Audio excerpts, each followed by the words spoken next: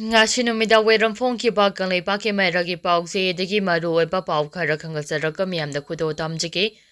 Kuki jogi MLA tarana separate administration gi demand athuba matamna thabak to onthok piyo haiduna PM da memorandum pisingkrei Prime Minister Narendra Modi na ngarang Imphal da laklamba adugi khudong chaba laukjuna Kuki jo MLA tarana separate administration PBU haiduna memorandum piduna taksingkrei Thong asina Manipur gi apumba ngamkhai manungdagi Kuki-singdagi oiba separate administration ama tambagi khongjang asi hanba leitana hotnari haibadu mayek sengna takli ngarang Bharat ki Prime Minister Narendra Modi da pisingkhiba memorandum aduda Thalon AC ki MLA Bungjang Kimbalte Singat AC ki MLA Chinglungthang Tengnopol AC ki MLA Lepau Haukim Saitu AC ki MLA Haukolep Kipgen Timaimung AC ki MLA Ngursangur Sanate Henglep AC ki MLA Lep Jama Haukip Surosampur AC ki MLA M Khokte Saitu AC ki MLA Kimno Hangsing amasung Kangpopi AC ki MLA Nemcha Kipgen na puna khuyek piduna ngarang Prime Minister da memorandum adu pisingkhibani memorandum adu da palibo afum day Prime Minister na Surosampur lakpada political future da ahongba lakani habagi thajaba thamle Tampaki mafamsingdagi majority community no otpinai bivana hakjang amasung pungningi wakhal animakta chawngna soole amade Kuki jo sing punamak tanthorakrei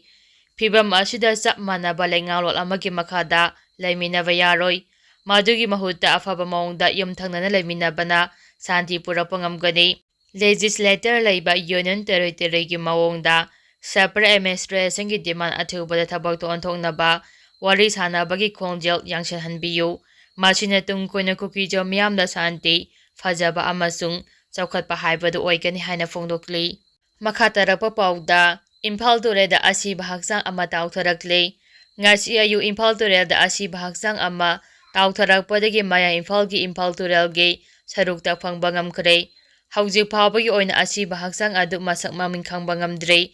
maya Imphal police station gi police personnel sing laktuna Mayang Imphal amadi maibam ani ki lonaba thongkhongdagi Ashiba haksang adu lokhatkre loinna Rems ki medal sangda postmortem gi damakta thamkre Mayang Imphal police station na UD case ama register tawkre haide Ashiba haksang adu masak maming khangnaba police na makhata na thijimba hawkre haide makhatarapa pauda Prime Minister na Manipur gi damakta yaifanaba khali haibadu mayek sengna ulamle RK Ranjan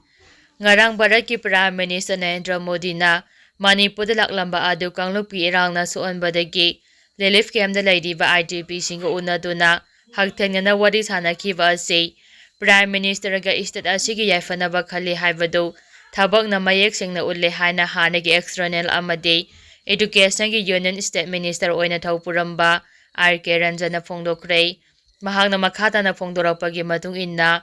Prime Minister Narendra Modi na ching amasung tam animakta khenaba thamde haibadu sungarangi Manipur khongchat aduda chawngna ulamle aduga tungan ba thorangi project kaya lauthokramle tungan project kaya su sangaramle aduga Prime Minister Narendra Modi na lamdam asigi miyam amasung akhang kanba amade thongna leibani hana singtharamke state asigi miyam asi ningkhibada hongba leitaba kanguni aikhoi punamangna amato oina Nungsi chanana laiminaduna santi leiba lamdama amo ohelase state asi chawkhatlambida khongjil yangna changchinaba honasi hainasu Prime Minister na phongdolamle maduna Prime Minister gi Manipur gi khongchat ase afaba khongchat amani hainasu mahangna phongdoki makhatarapa pauda mayoi ani police na fajingkhibagi mayokta Surosampur de irang thokle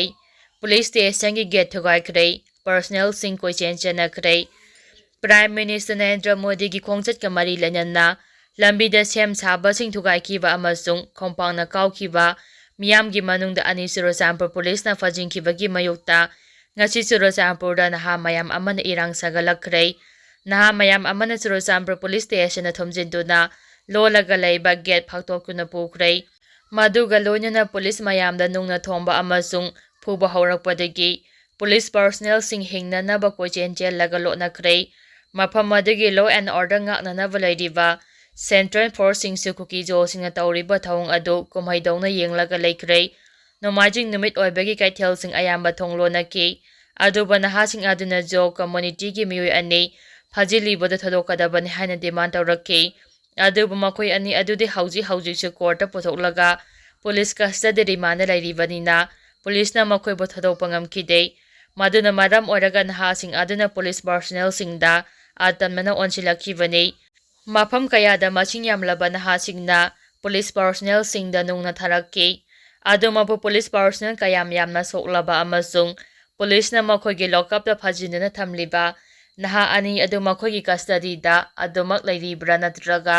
ꯃꯤꯌꯥꯝ ꯑꯗꯨꯅ ꯄꯨꯔꯒ ꯆꯠꯈ꯭ꯔꯕ꯭ꯔꯥ ꯍꯥꯏꯕ ꯐꯥꯎꯕ ꯆꯞ ꯆꯥꯅ ꯈꯪꯕ ꯉꯝꯗ꯭ꯔꯤ꯫ ꯃꯐꯝꯗꯨꯗ ꯃꯁꯤꯡ ꯌꯥꯝꯂꯕ ꯁꯦꯟꯇ꯭ꯔꯦꯜ ꯐꯣꯔꯁꯁꯤꯡ ꯂꯩ꯫ ꯀꯨꯀꯤꯖꯣ ꯅꯍꯥꯁꯤꯡ ꯑꯗꯨꯅ ꯁꯦꯟꯇ꯭ꯔꯦꯜ ꯐꯣꯔꯁꯁꯤꯡ ꯆꯠꯊꯣꯛ ꯆꯠꯁꯤꯟ ꯇꯧꯕꯗꯤ ꯑꯊꯤꯡꯕ ꯊꯝꯗꯦ ꯑꯗꯨꯒ ꯃꯈꯣꯏ ꯃꯁꯦꯜ ꯉꯥꯛꯇꯅ ꯆꯂꯥꯏꯕ ꯄꯨꯂꯤꯁ ꯁ꯭ꯇꯦꯁꯟ ꯑꯃꯁꯨꯡ ꯄꯔꯁꯣꯅꯦꯜꯁꯤꯡ ꯑꯗꯨꯗꯗꯤ ꯐꯥꯖꯤꯟꯈꯤꯕ ꯅꯍꯥ ꯑꯅꯤꯗꯨ ꯊꯥꯗꯣꯛꯇꯕꯒꯤ ꯇꯝꯊꯤꯕ ꯃꯤꯠꯌꯦꯡꯗ ꯊꯕꯛ ꯇꯧꯔꯛꯈꯤ꯫ ꯊꯧꯗꯣꯛ ꯑꯗꯨ ꯉꯁꯤ ꯅꯨꯃꯤꯠ ꯌꯨꯡꯕ ꯃꯇꯨꯡꯗ ꯊꯣꯛꯄꯅꯤ꯫ ꯑꯊꯦꯡꯕꯗꯗꯤ ꯁꯦꯟꯇ꯭ꯔꯦꯜ ꯐꯣꯔꯁꯁꯤꯡ ꯊꯣꯛꯂꯛꯇꯨꯅ ꯂꯝꯕꯤꯗ ꯉꯥꯛ-ꯁꯦꯟꯕꯒꯤ ꯊꯕꯛ ꯇꯧꯔꯒ ꯂꯩꯕ ꯎꯈꯤ꯫ ꯃꯈꯥ ꯇꯥꯔꯛꯄ ꯄꯥꯎꯗ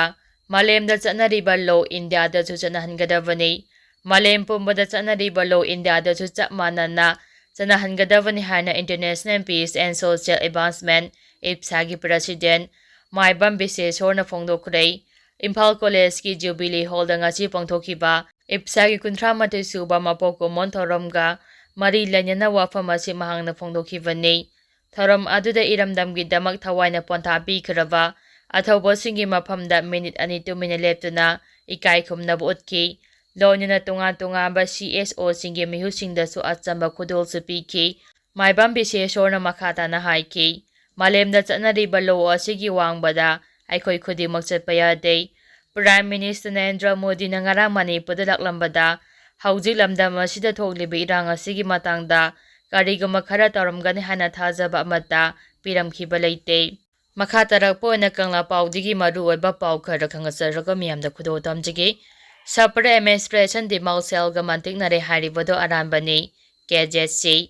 ꯄ꯭ꯔꯥꯏꯝ ꯃꯤꯅꯤꯁꯇꯔ ꯅꯔꯦꯟꯗ꯭ꯔ ꯃꯣꯗꯤꯅ ꯉꯔꯥꯡ ꯆꯨꯔꯆꯥꯟꯄꯨꯔꯗ ꯂꯥꯛꯈꯤꯕ ꯑꯗꯨꯗ ꯀꯨꯀꯤꯖꯣ ꯀꯥꯎꯟꯁꯤꯜꯒꯤ ꯂꯨꯆꯤꯡꯕꯁꯤꯡꯅ ꯁꯦꯜ ꯂꯧꯔꯒ ꯁꯦꯄꯔꯦꯠ ꯑꯦꯗꯃꯤꯅꯤꯁꯇ꯭ꯔꯦꯁꯟ ꯌꯨꯅꯤꯌꯟ ꯇꯦꯔꯤꯇꯣꯔꯤꯒꯤ ꯗꯤꯃꯥꯜ ꯀꯝꯄ꯭ꯔꯣꯃꯥꯏꯖ ꯇꯧꯈ꯭ꯔꯦ ꯍꯥꯏꯅ ꯁꯣꯁꯤꯌꯦꯜ ꯃꯤꯗꯤꯌꯥꯗ ꯊꯥꯒꯠꯂꯛꯂꯤꯕ ꯋꯥꯐꯝ ꯑꯗꯨ ꯌꯨꯝꯐꯝ ꯌꯥꯎꯗꯦ ꯍꯥꯏꯅ ꯀꯥꯎꯟꯁꯤꯜ ꯑꯁꯤꯒꯤ ꯆꯦꯌꯔꯃꯦꯟ ꯑꯃꯁꯨꯡ ꯖꯦꯅꯔꯦꯜ ꯁꯦꯀ꯭ꯔꯦꯇꯔꯤꯅ ꯊꯥꯗꯣꯔꯛꯄ ꯖꯣꯏꯟꯠ ꯁ꯭ꯇꯦꯠꯃꯦꯟꯠ ꯑꯃꯅ ꯍꯥꯏꯔꯤ꯫ ꯆꯦꯌꯣꯜ ꯑꯗꯨꯅ ꯃꯈꯥ ꯇꯥꯅ ꯍꯥꯏꯔꯤꯕꯅ ꯄ꯭ꯔꯥꯏꯝ ꯃꯤꯅꯤꯁꯇꯔꯅ ꯃꯅꯤꯄꯨꯔꯗ ꯂꯥꯛꯄꯒꯤ ꯄ꯭ꯔꯖꯦꯟꯇꯦꯁꯟ, ꯍꯣꯜ ꯆꯥꯕ ꯐꯝꯐꯝ, ꯏꯟꯚꯥꯏꯇꯦꯁꯟ ꯑꯃꯁꯨꯡ ꯂꯝꯕꯤꯒꯤ ꯗꯦꯀꯣꯔꯦꯁꯟꯁꯤꯡ ꯑꯗꯨ ꯒꯚꯔꯟꯃꯦꯟꯠꯀꯤ ꯑꯣꯊꯣꯔꯤꯇꯤ, PMO, ꯒꯚꯔꯅꯔ ꯑꯃꯁꯨꯡ ꯆꯨꯔꯆꯥꯟꯄꯨꯔ DCꯅ ꯃꯦꯅꯦꯖ ꯇꯧꯕꯅꯤ꯫ ꯀꯨꯀꯤꯖꯣ ꯀꯥꯎꯟꯁꯤꯜꯒꯤ ꯀꯥꯡꯕꯨꯁꯤꯡ ꯑꯇꯣꯞꯄ ꯗꯤꯒꯅꯤꯇꯔꯤꯁꯤꯡꯒꯨꯝꯅ ꯁ꯭ꯄꯤꯁꯦꯜ ꯒꯦꯁꯠ ꯑꯣꯏꯅ ꯏꯟꯚꯥꯏꯠ ꯇꯧꯕ ꯈꯛꯇꯅꯤ꯫ ꯊꯧꯔꯝ ꯑꯁꯤꯒ ꯃꯔꯤ ꯂꯩꯅꯅ ꯀꯨꯀꯤꯖꯣ ꯀꯥꯎꯟꯁꯤꯜꯒꯤ ꯃꯥꯏꯀꯩꯗꯒꯤꯗꯤ ꯂꯦꯖꯤꯁꯂꯦꯇꯔ ꯂꯩꯕ ꯌꯨꯅꯤꯌꯟ ꯇꯦꯔꯤꯇꯣꯔꯤꯒꯤ ꯃꯑꯣꯡꯗ ꯁꯦꯄꯔꯦꯠ ꯑꯦꯗꯃꯤꯅꯤꯁꯇ꯭ꯔꯦꯁꯟ ꯗꯤꯃꯥꯟ ꯄꯤꯅꯕ ꯄ꯭ꯔꯥꯏꯝ ꯃꯤꯅꯤꯁꯇꯔꯗ ꯃꯦꯃꯣꯔꯦꯟꯗꯝ ꯄꯤꯁꯤꯟꯗꯨꯅ ꯇꯛꯁꯤꯟꯈꯤꯕꯅꯤ꯫ ꯁꯦꯄꯔꯦꯠ ꯑꯦꯗꯃꯤꯅꯤꯁꯇ꯭ꯔꯦꯁꯟꯒꯤ ꯗꯤꯃꯥꯟ ꯑꯁꯤꯒꯤꯗꯃꯛꯇ ꯑꯩꯈꯣꯏꯒꯤ ꯃꯤꯌꯥꯝ ꯀꯩꯗꯧꯅꯨꯡꯗꯁꯨ ꯅꯝꯊꯥꯛ ꯇꯧꯕ ꯌꯥꯔꯣꯏ ꯍꯥꯏꯅ ꯁꯦꯡꯗꯣꯔꯛꯂꯤ꯫ ꯃꯈꯥ ꯇꯥꯔꯛꯄ ꯄꯥꯎꯗ PMꯒꯤ ꯃꯅꯤꯄꯨꯔ ꯈꯣꯡꯆꯠ ꯏꯔꯥꯡ ꯂꯣꯏꯁꯤꯟꯅꯕ ꯂꯥꯛꯄ ꯅꯠꯇꯦ, ꯄꯣꯂꯤꯇꯤꯀꯦꯜꯒꯤ ꯑꯣꯏꯕ ꯈꯣꯡꯆꯠꯅꯤ꯫ ꯃꯦꯘꯆꯟꯗ꯭ꯔ ꯄ꯭ꯔꯥꯏꯝ ꯃꯤꯅꯤꯁꯇꯔ ꯅꯔꯦꯟꯗ꯭ꯔ ꯃꯣꯗꯤꯒꯤ ꯈꯣꯡꯆꯠ ꯑꯁꯤ ꯂꯝꯗꯝ ꯑꯁꯤꯗ ꯊꯣꯛꯂꯤꯕ ꯏꯔꯥꯡ ꯑꯁꯤꯕꯨ ꯂꯣꯏꯁꯤꯟꯅꯕ ꯂꯥꯛꯄ ꯈꯣꯡꯆꯠ ꯑꯃ ꯅꯠꯇꯦ꯫ ꯌꯨꯝꯊꯪꯅꯔꯤꯕ ꯑꯁꯥꯝ ꯑꯃꯁꯨꯡ ꯕꯤꯍꯥꯔꯗ ꯏꯂꯦꯛꯁꯟ ꯄꯥꯡꯊꯣꯛꯀꯗꯧꯔꯤꯕ ꯑꯁꯤꯒ ꯃꯔꯤ ꯂꯩꯅꯅ ꯂꯥꯛꯈꯤꯕ ꯄꯣꯂꯤꯇꯤꯀꯦꯜꯒꯤ ꯑꯣꯏꯕ ꯈꯣꯡꯆꯠꯅꯤ꯫ ꯄ꯭ꯔꯥꯏꯝ ꯃꯤꯅꯤꯁꯇꯔꯒꯤ ꯃꯅꯤꯄꯨꯔ ꯈꯣꯡꯆꯠ ꯑꯁꯤꯗꯒꯤ ꯀꯔꯤꯁꯨ ꯑꯥꯁꯥ ꯇꯧꯅꯤꯡꯉꯥꯏ ꯂꯩꯇꯦ ꯍꯥꯏꯅ MPCCꯒꯤ ꯄ꯭ꯔꯦꯁꯤꯗꯦꯟꯠ ꯀꯦ. ꯃꯦꯘꯆꯟꯗ꯭ꯔꯅ ꯐꯣꯡꯗꯣꯛꯈ꯭ꯔꯦ꯫